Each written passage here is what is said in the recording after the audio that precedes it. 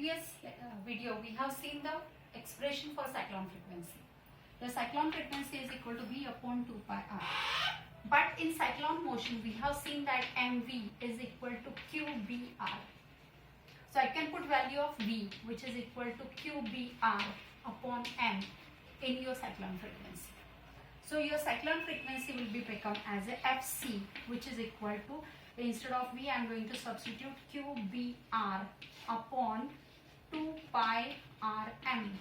So your r factor will get cancelled and your cyclone frequency formula will be nothing but qb upon 2 pi m, which is constant because q is a charge on the charge particle, mb is the magnetic field which is 1.5 Tesla. Here 2 pi is a constant, m is nothing but the mass of that charge particle. So such constant cyclone frequency is equal to frequency of your AC applied. So resonance will occur, and due to that resonance your charge particle will perform a circular motion of maximum radius, and at that time it will come out of the window.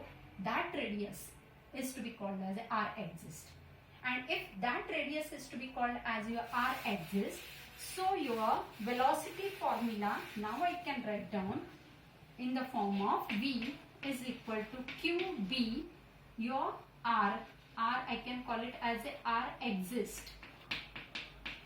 upon m. So now I can say kinetic energy.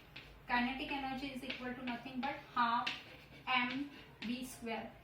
As it is half mv square, I can put a value of v square. So it will be getting as a half m.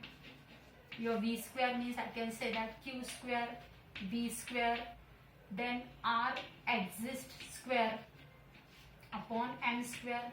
One of the m will get cancelled and you will get kinetic energy is equal to half q square v square into r axis square upon m. This is nothing but as your kinetic energy. Means what we can say that your kinetic energy is directly proportional to the square of r axis, because q, b and m, these are the constant quantity. So your kinetic energy is dependent on radius of an circular path, and velocity is also dependent on the radius of circular path.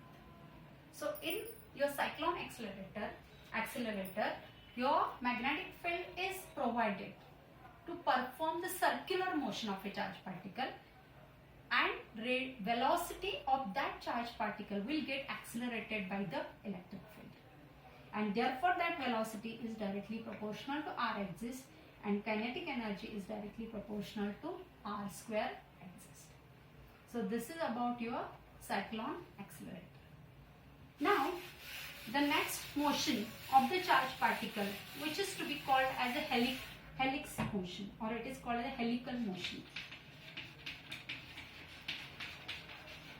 Now where this helical motion comes, if I am concentrating, that is your charge particle will be located at origin, and if your charge particle will be fired with certain velocity, then this charge particle, when it is fired with certain velocity v, that charge particle will get two components. One component is nothing but the perpendicular component of velocity, and another component is nothing but the parallel component of velocity. Now this perpendicular component of velocity forces that your charge particle will perform a circular motion, and this parallel component of velocity wants that your charge particle start performing the motion along the positive x-axis. So your velocity parallel component is along the x-axis. So this velocity parallel component wants that your charge particle should get accelerated towards the x-axis, and your perpendicular component of velocity wants that your charge particle will perform a circular motion, and therefore your charge particle will perform the helical motion. So it will perform the helix motion. So this is about the helix motion of the charged particle. So for helix motion of the charged particle, the parallel component of velocity is responsible, and for circular motion of the particle, this perpendicular component is dependent. So this angle theta is important here. Depending on this angle theta, your radius of circular path will be dependent, and your helix motion of that charged particle will perform. So this is about the helical motion. Means your charged particle has a cyclone motion as well as your charged particle has a helical motion, or I can say as a helix motion. Cyclone motion means what? It has a circular motion.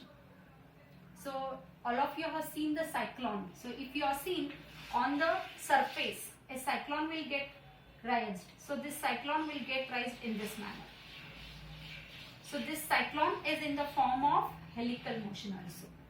So cyclotron, when you will get cyclotron, cyclotron is a combination of cyclone motion as well as the helix motion, and that is due to electric field and magnetic. So this is about your helix motion. Thank you.